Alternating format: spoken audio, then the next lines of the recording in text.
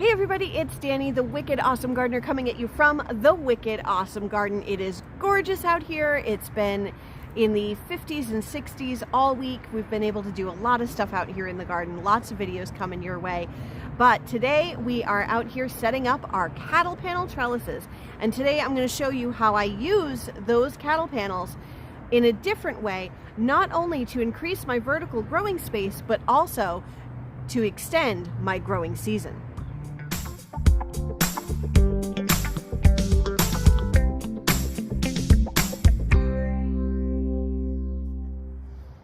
Now, in an earlier video, I showed you how I transported cattle panels in a standard size SUV.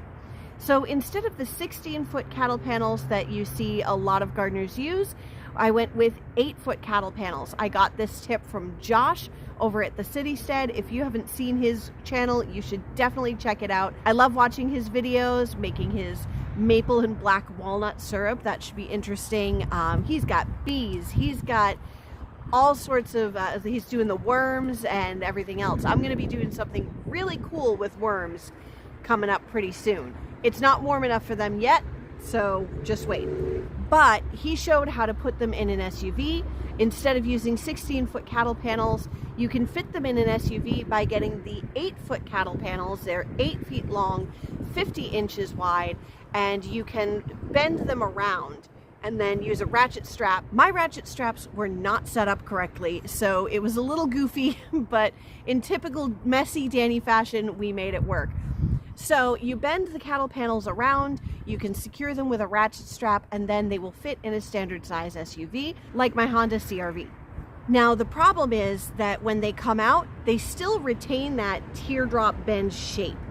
I didn't have my tripod with me at the time, so I couldn't show you that and how I fixed it.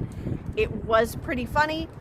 So I'm going to show you now with the cattle panels I just picked up to complete my project here. So get ready to laugh, because I know I'm laughing. It's okay. You can laugh with me.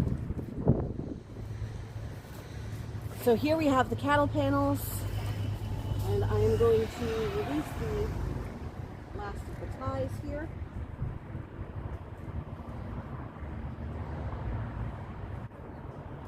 All right, now there are 3 tied together here, so they're probably going to spring back a lot faster. Ready? Release the Kraken.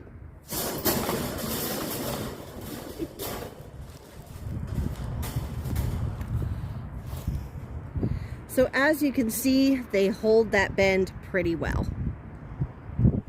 We're going to fix that.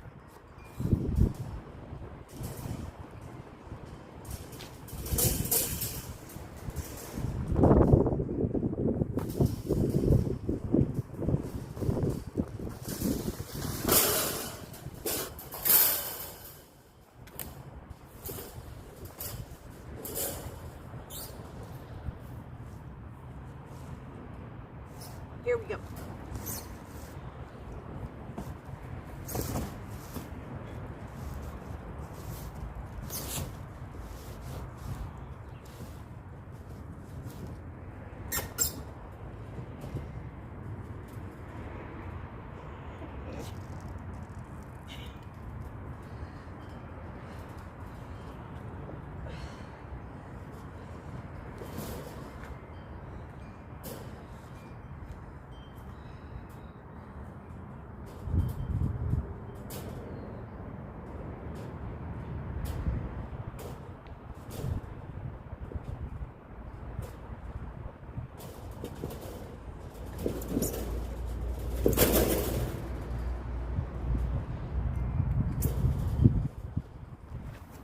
That was actually more fun than it looked.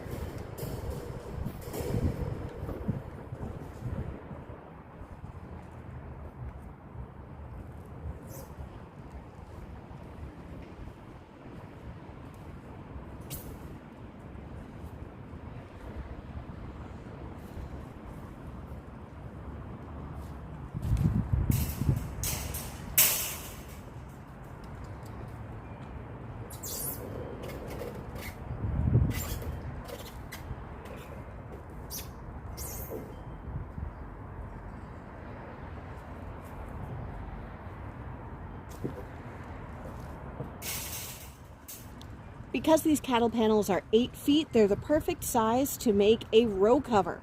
So what I do is bend them over the lettuce beds, brace them on the inside of the wood on either side, then put some greenhouse fabric on top and it will insulate the lettuce.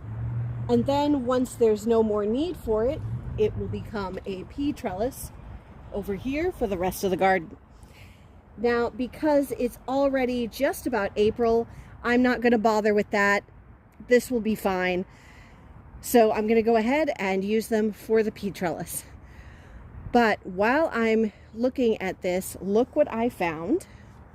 I don't know if you can see this because the way I have to hold the camera right now, I can't see. But look it's the first germination of the year. It's, this should be spinach. I think this is the Bloomsdale long-standing spinach. Oh, there's another one. Woohoo! There's something growing in the garden. There's lettuce. Oh, we're going to see so much green in the next few days. Woo! Sun went behind a cloud and now it is cold. It is 45 degrees. Brr. When I'm not using these individually as a row cover for my leafy greens and to extend my growing season, I can put them together using zip ties and create a 16-foot panel, more or less. There's a little bit of overlap, so not quite 16 feet, but close enough to create a trellis to go between my two long sides of the beds and create a trellis tunnel. So let's do that. So what I've done is matched up the two sides, and I'm just using the first squares on each side to overlap.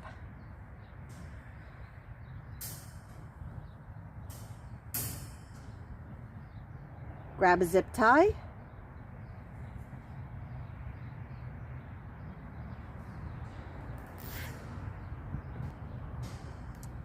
Make it nice and tight.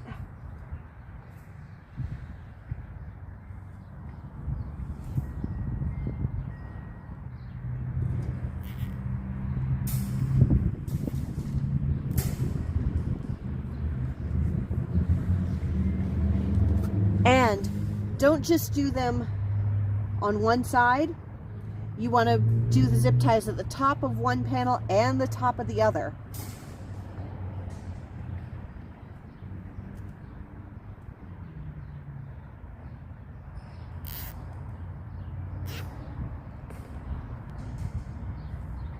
And you can cut them to make them look prettier.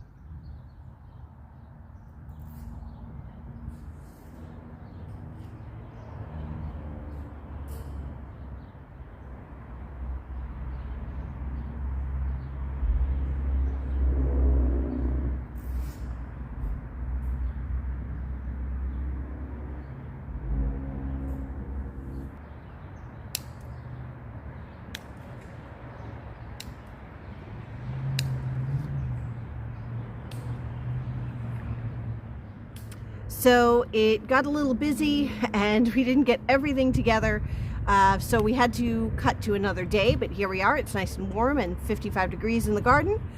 We have our cattle panel all put together here with the zip ties. And now it's time to put in the supports. So we have here some 4-foot T-posts. Some people like to use 5 or 6 feet. I went with the 4, but we're going to use those for supports. We're going to pound them into the ground here against the wood of the raised beds. And I cannot find my toolkit. It's gone missing somewhere from when I built something in my daughter's room, and who knows where we placed it. I've been focusing too much on the seeds and the garden and all of that and have not kept track of my toolkit. So we're going to go the old-fashioned way. We're going to bash it in with a rock. So, you know, it's me. Laugh. Go ahead. It's that kind of video. So this is already in just a little bit. I couldn't push it in any further, but here's our rock. We're going to bash it in.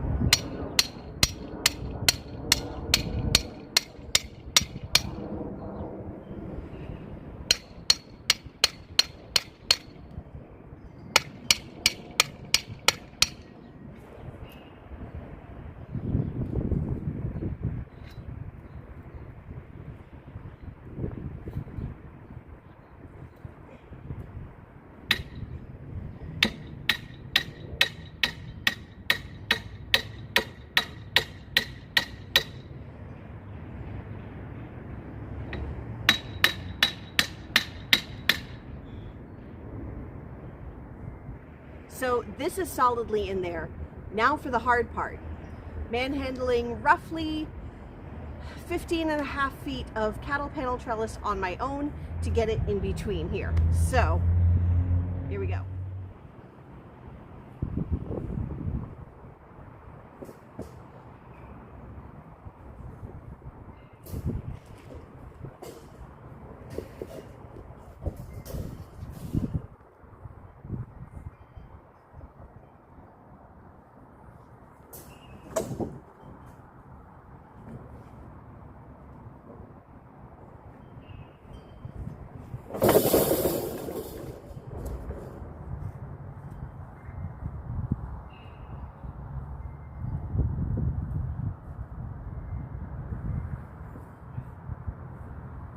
So I've braced one side up to the opposite side of the bed over there.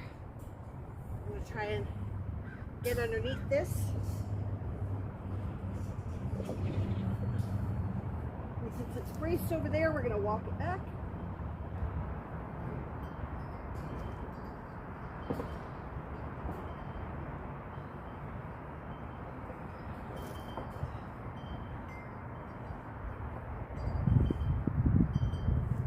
Over, grab that side, pull it in. I've got my foot on it to hold it in place. Whew.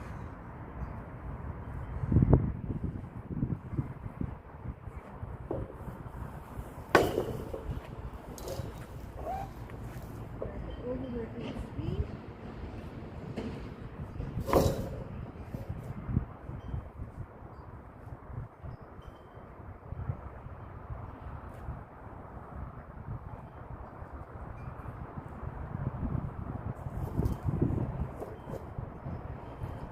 And more zip ties.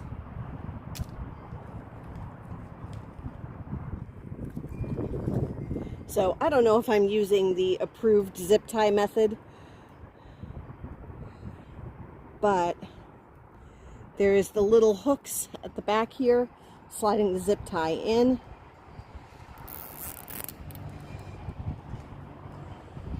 And I'm giving it extra reinforcement. Take it down a little.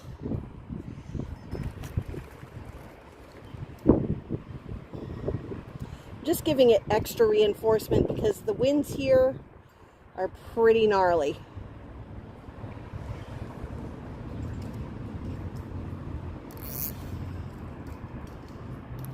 A couple extra zip ties are not going to hurt.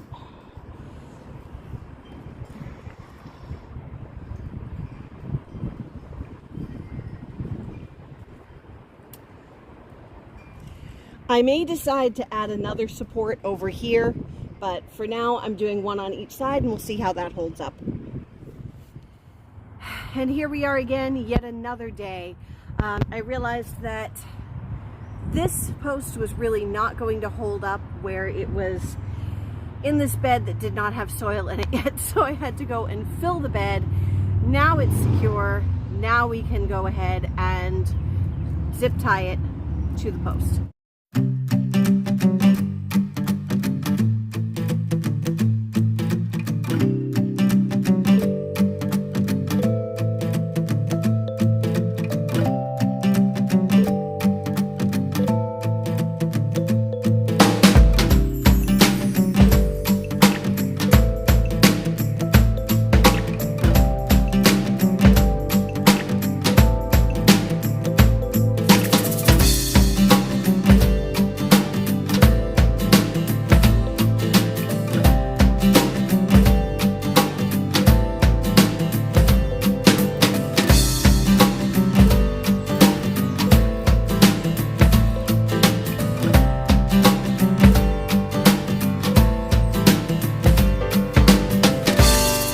And it's done.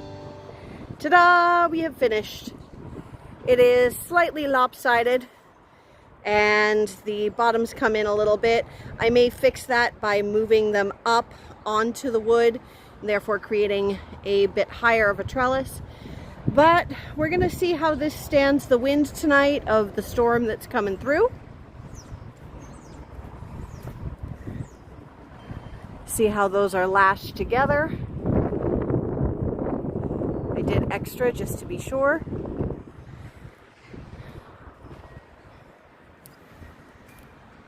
The peas will be coming up soon, and we'll make sure we train them up this trellis so they grow right up and over.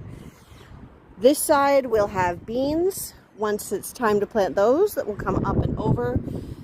We will have another cattle panel trellis here in the same way, and then I'll use actual 16-foot panels over here for the cucumbers and melons to climb up. Right now those other 8-foot panels are doing the job of holding down my greenhouse. As you can see, it's pretty windy.